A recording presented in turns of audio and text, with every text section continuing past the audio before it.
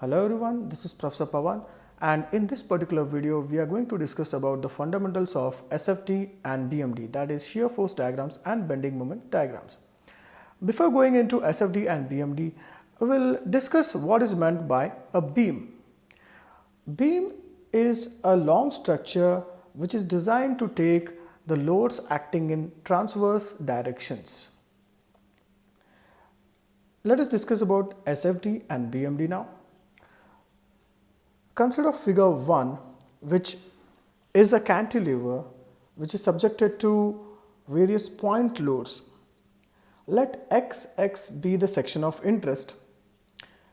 Now, shear force at section XX is defined as algebraic sum of all the shear forces which are acting either towards left or towards right side of this section of interest. This is called as shear force. Now, the diagram which represents the variation of shear force throughout the beam is called as shear force diagram. Let us come to bending moment and bending moment diagram now. Consider figure 2, which also is a cantilever, and here let it be subjected to some point loads as well as some moment here. Let YY be the section of interest now. Now, bending moment at this section of interest, which is YY, is defined as algebraic sum of all the bending moment due to forces and moments which are acting either towards left side or right side of this section of interest. Now, let us discuss about the various types of beams that we come across in this particular subject. So, the first beam is a fixed beam which you are seeing here. This is nothing but a beam which is fixed on both its ends. Okay. Let's come to the second type of beam, which is called as a cantilever beam. A cantilever beam is the one which is fixed at one end but free at other end. The third kind of beam is the simply supported beam, where a beam simply rests on two supports as shown in figure. The simply supported beam can also be represented as a beam which is hinged at one end and has a roller support at the other end. Finally, we have this one more kind of beam which is called as overhanging beam. Here, the beam which extends beyond the supports is called as overhanging beam. Now, let us discuss about the types of loads that we come across in this module. Okay. We have basically three types of loads. The first one which you are seeing in this figure is called as point load. Okay. In this beam, we have the various loads P1, P2, P3, and they are acting at those particular points A, B and C respectively. So, the loads which are acting at one particular point are called as point loads. Now, consider this figure, that is figure 2, wherein we have a load which is acting uniformly between the two sections. Such load which is uniform along the beam is called as uniformly distributed load. Here, the magnitude of UDL is W per unit length, which is nothing but load intensity. Now, if we want to find the equivalent load or point load from the UDL or uniformly distributed load, we have to multiply this W into the length along which it is acting, that is W into L is the equivalent load of the UDL or equivalent point load of the UDL. Also, it has to be noted that this point load or equivalent load of UDL acts exactly at the center of this UDL, that is at the midpoint of its UDL, which is L by 2 in this case. Now, the third type of load that we come across is called as uniformly varying load. consider this figure 3.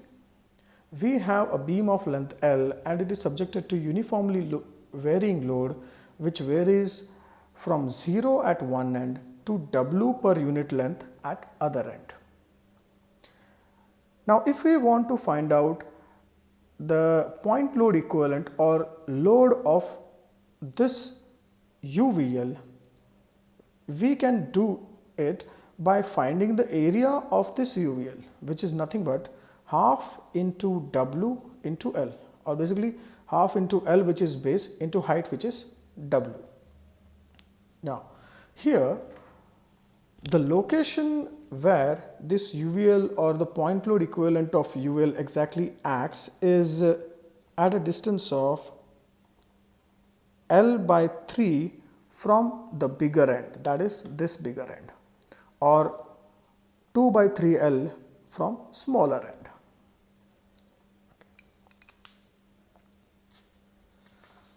Next thing that we will discuss is the sign conventions that we generally use while drawing shear force diagrams and bending moment diagrams.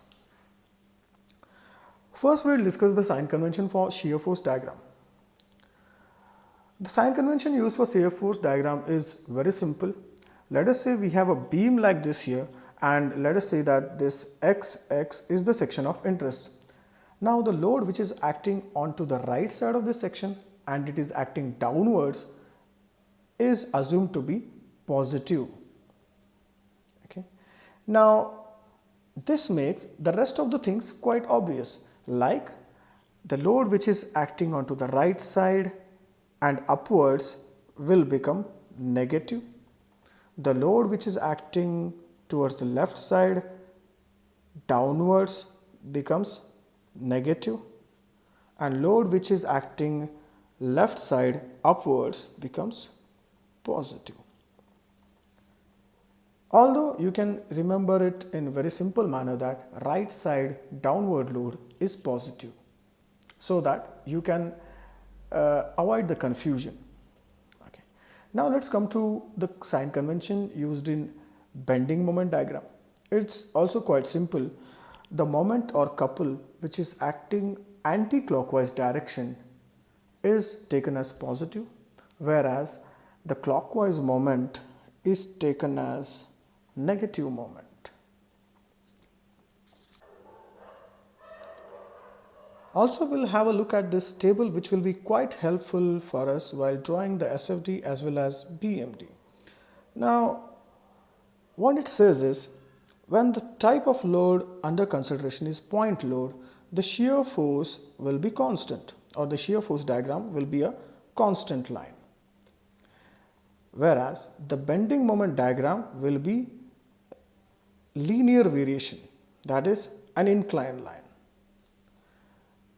If the type of load is UDL, that is uniformly distributed load, the shear force diagram will be having linear variation, or basically it's an inclined line, whereas the bending moment diagram will be having the parabolic variation, which is nothing but represented by the parabolic curve.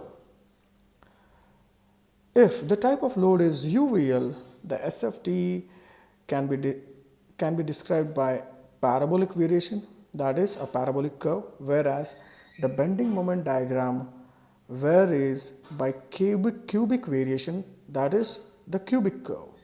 Thank you. If you like the video, do hit the like, share and subscribe button.